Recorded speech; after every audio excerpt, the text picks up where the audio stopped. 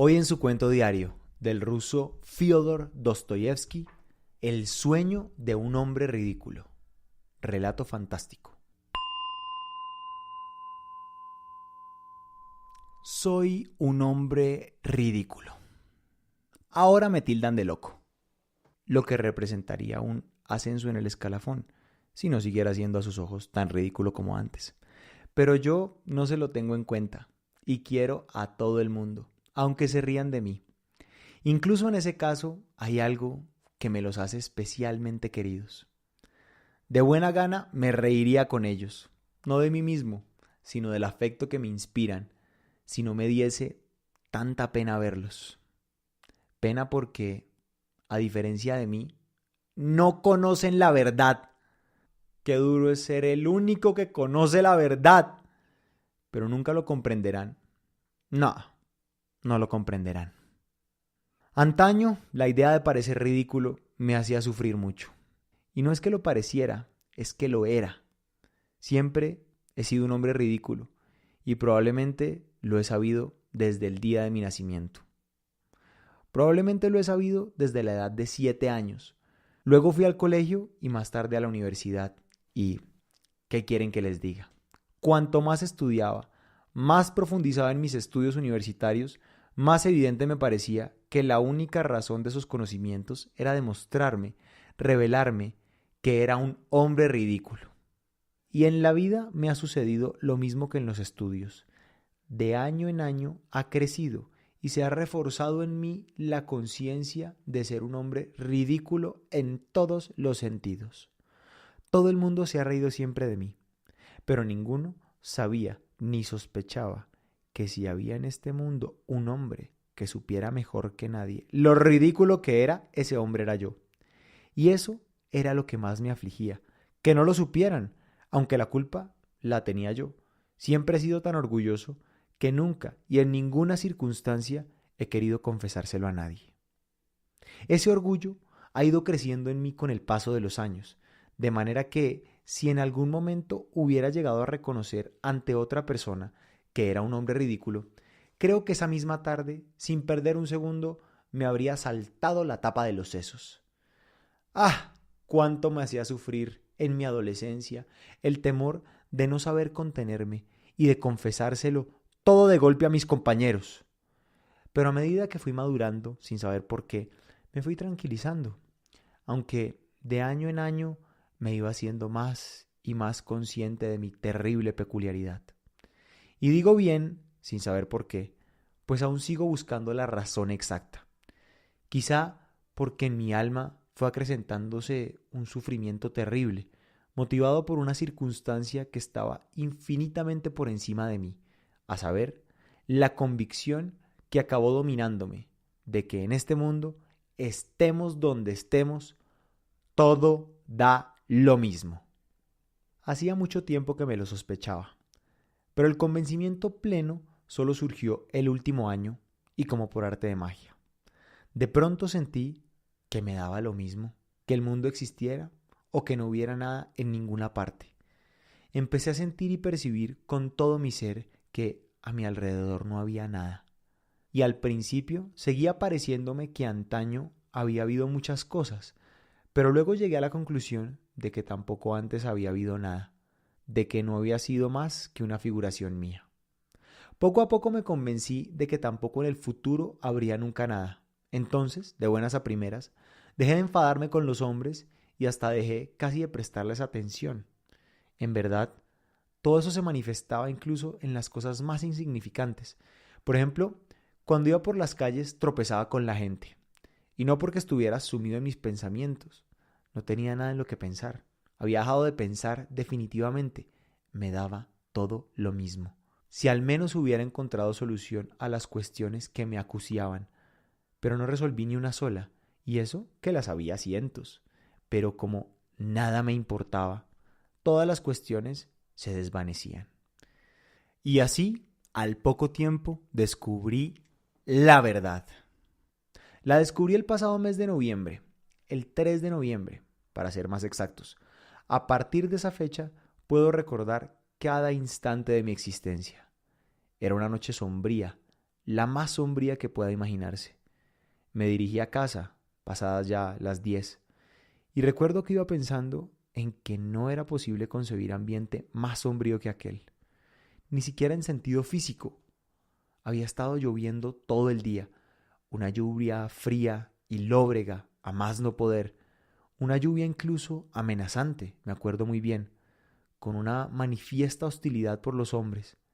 Luego, de pronto, a eso de las 11, cesó, y empezó a percibirse una terrible humedad, más húmeda y fría que la misma lluvia, y si uno clavaba la mirada en la lejanía, creía percibir una especie de vapor levantándose de todo, de cada piedra del pavimento, de cada callejón. De pronto me dije que si apagaran todas las luces de gas, se sentiría uno mejor, pues esas luces, al iluminar todo eso, llenaban de tristeza el corazón.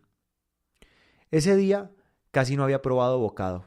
Desde primeras horas de la tarde había estado en casa de un ingeniero al que acompañaban 2 amigos. Apenas había abierto la boca, así que es de suponer que mi presencia les aburriese.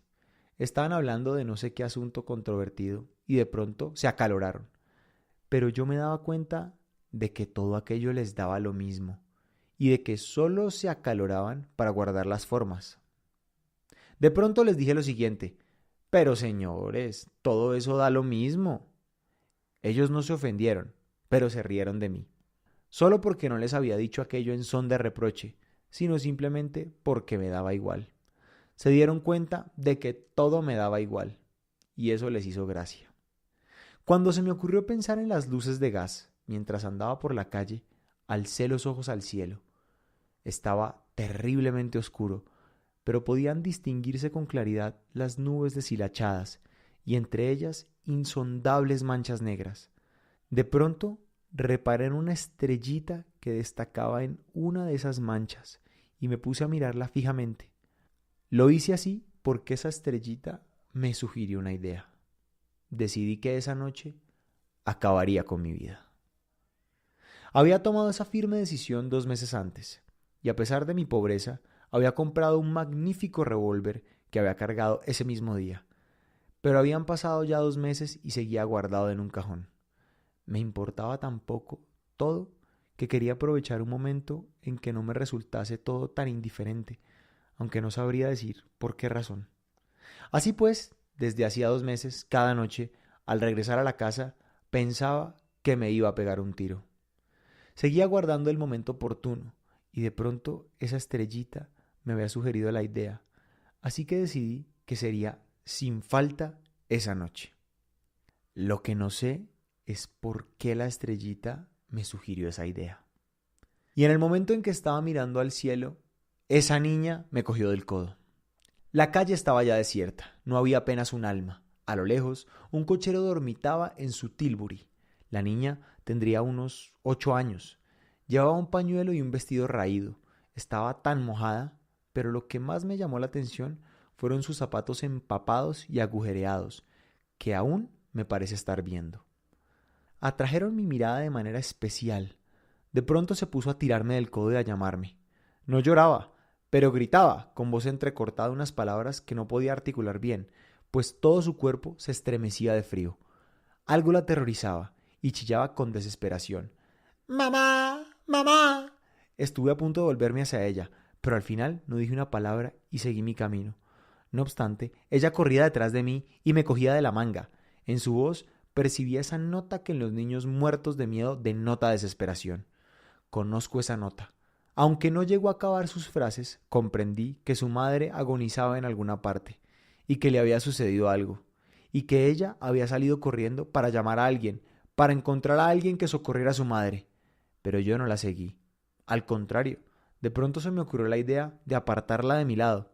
En primer lugar, le dije que fuera a buscar un guardia, pero ella juntó las manos y sollozando y jadeando siguió corriendo a un lado sin apartarse de mí. En ese momento di una patada en el suelo y le grité. Ella, entonces, se limitó a exclamar: ¡Señor! ¡Señor! Pero de pronto se alejó y cruzó la calle a todo correr. Había descubierto a otro transeúnte y se aprestaba a abordarlo. Subí a mi 5.º piso. Vivo de alquiler en una pensión. Mi habitación es mísera y pequeña, con una claraboya semicircular.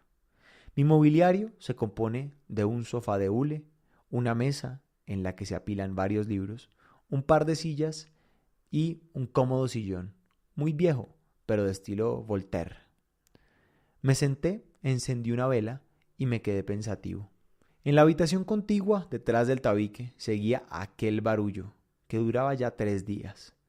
Vivía allí un capitán retirado que tenía diversos invitados, unos 6 o 7 grandules, que bebían vodka y jugaban a los naipes con una baraja vieja.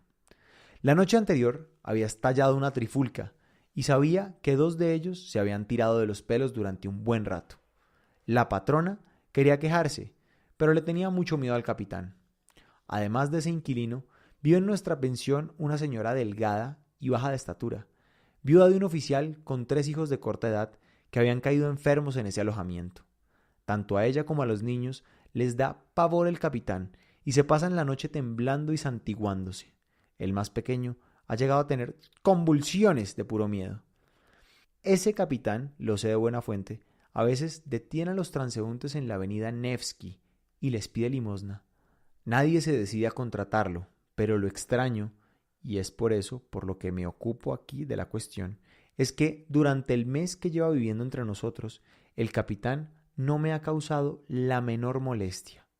Naturalmente, he evitado su compañía desde el principio, y él mismo me ha encontrado aburrido desde nuestro primer encuentro, pero por mucho que griten al otro lado del tabique y por muchas personas que se reúnan en su habitación, a mí me da lo mismo.